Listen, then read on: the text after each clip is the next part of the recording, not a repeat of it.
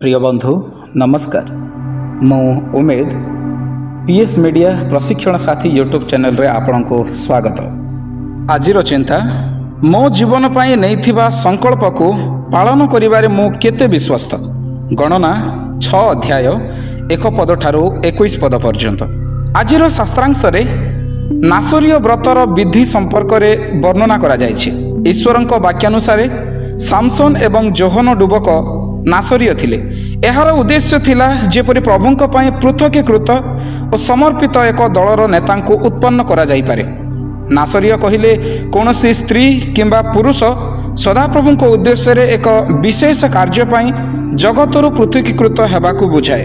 तीनोटी विषय को न करिबाकू सेमानकू बारण करा जायथिला। प्रभु कहंती तुम माने सेमानक मध्यरु बाहरी आस आउ पृथक हुओ, असुचि पदार्थ स्पर्श कर नाही, पुणी आंबे तुमको ग्रहण करिबा।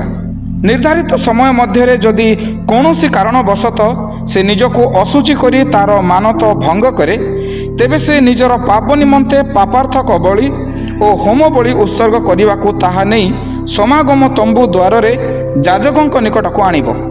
तार पूर्व दिन गुड़ी को आउ गणना करा जिवो नाही। से पुनर्बार प्रभुंक उद्देश्य रे निजको उत्सर्ग करी व्रत ग्रहण करिब।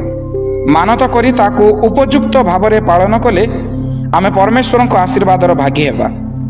हन्ना सदाप्रभुंक निकटरे जहा मानत करिथिले ताहा से निरूपित समय रे पूर्ण कले और बालक सामुएल को सदाप्रभुंक सेवा कार्य पई उत्सर्ग करिथिले।